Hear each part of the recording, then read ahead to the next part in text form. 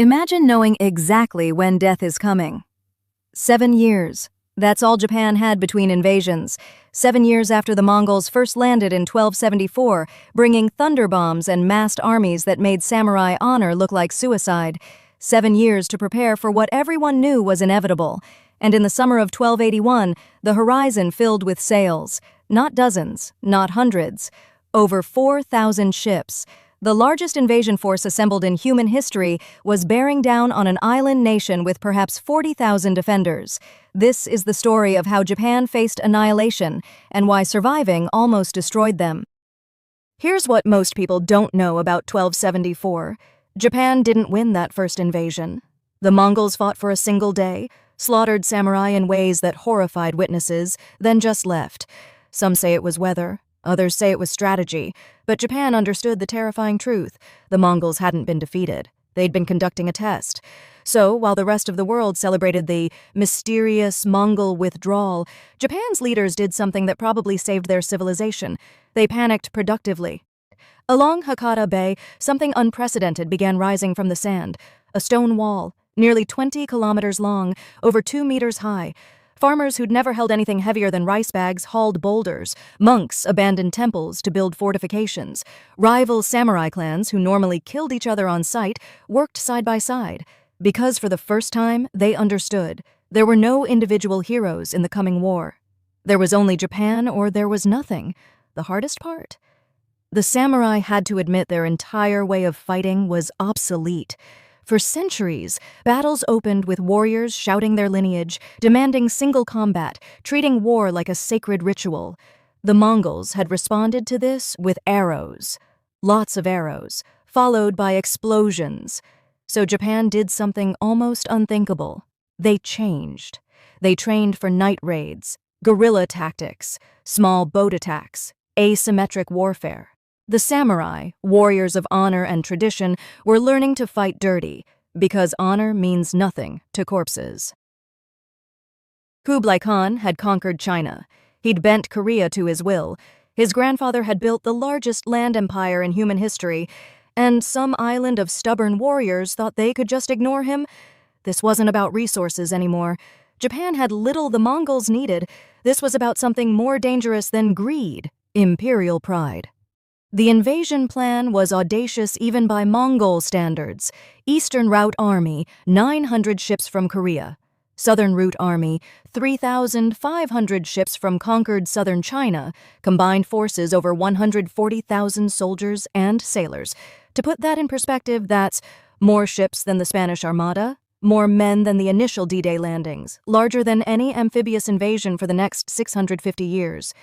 And here's where things get interesting. Nobody wanted to be there. Korean commanders hated Mongol officers. Southern Chinese crews were recently conquered enemies, now being forced to invade their neighbors. Supply chains were chaos. Command structures overlapped and contradicted. The Mongols had built the largest invasion fleet in history, out of people who despised each other. The Eastern Fleet arrived first, in early summer. They sailed into Hakata Bay, expecting the same beaches they'd landed on 7 years ago. Instead, they found a wall. A 20-kilometer wall. Mongol cavalry, the terror of Asia, stared at stones and realized they couldn't charge, couldn't land their horses, couldn't do what they'd done to everyone else. So they did what seemed logical. They waited offshore for the Southern Fleet. This was their first mistake. Night falls on Hakata Bay. The Mongol fleet rocks gently at anchor, soldiers sleeping in their armor, exhausted from weeks at sea. Then the darkness starts moving. Small boats, blackened hulls, no lights. They slip between the massive invasion ships like shadows. Samurai board silently.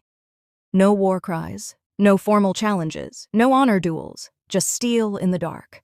They cut anchor ropes, set fires, slaughter crews in their sleep, then vanish before alarm bells even finish ringing.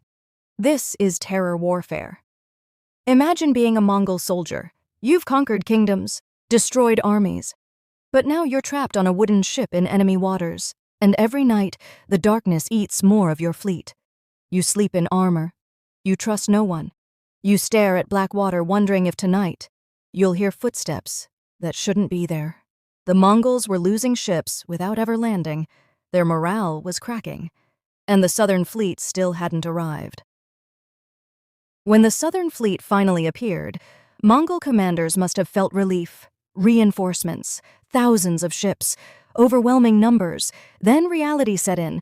Most of these vessels were river boats, hastily converted, overcrowded, built for calm water now facing open ocean.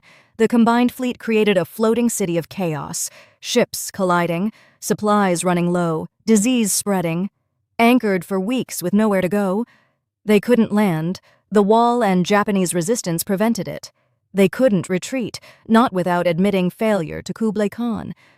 So 140,000 men sat trapped in Japanese waters, dying slowly of dysentery, guerrilla attacks, and despair. Then the sky changed color. August 1281.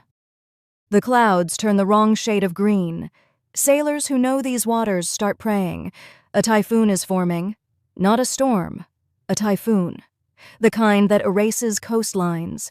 And the entire Mongol fleet is anchored directly in its path.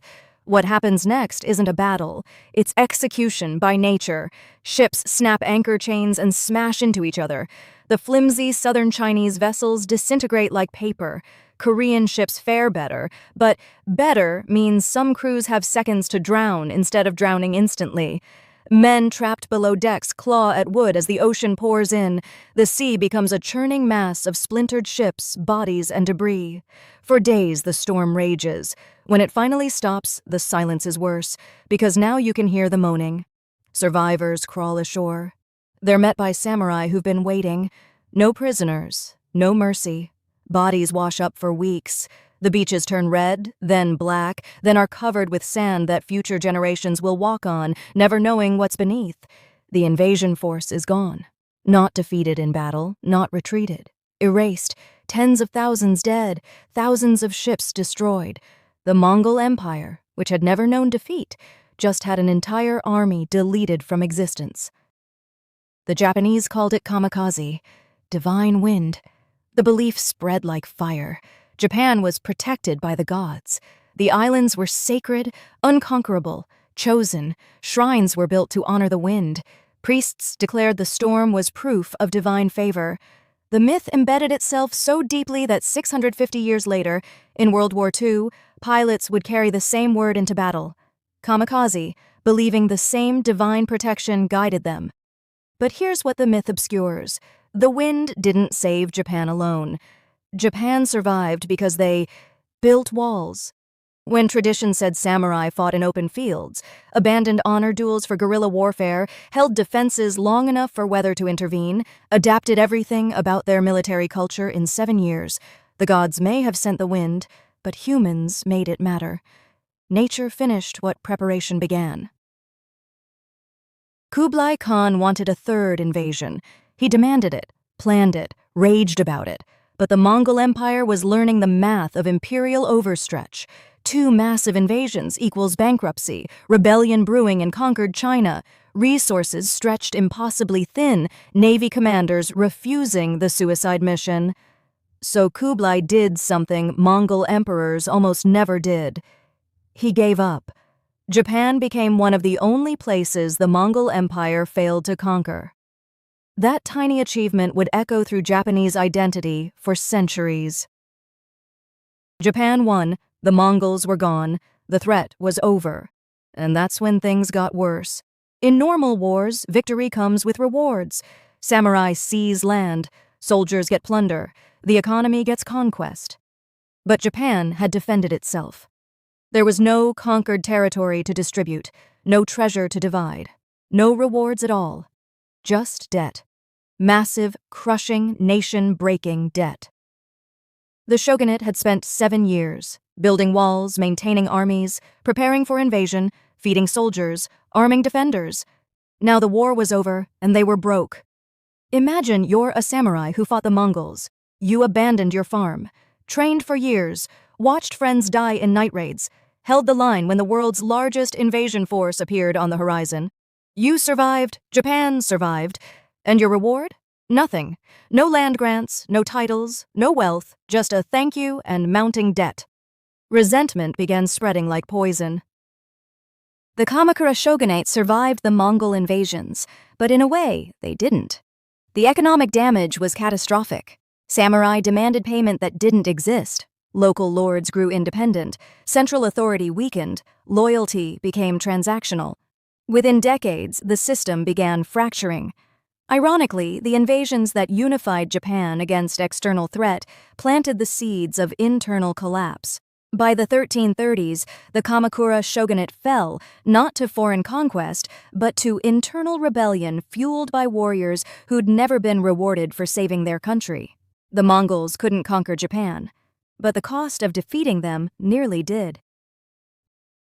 Japan was never conquered, but it paid for survival in ways no invasion could inflict. The invasions taught Japan unity matters more than tradition. The world beyond the sea is dangerous. Divine protection requires human effort. Victory without spoils breeds resentment. They also created a myth powerful enough to shape 700 years of history, the belief that Japan was specially protected, divinely chosen, ultimately unconquerable. That myth inspired resistance. It also inspired catastrophic overconfidence centuries later. But in 1281, on beaches soaked with salt water and blood, Japan stood. Steel failed. Armies drowned. Empires turned back. And from the wreckage of the greatest invasion ever launched, a small island nation proved something the world's largest empire couldn't accept. Some places can't be conquered, even when they should be, especially when they refuse to believe they can be.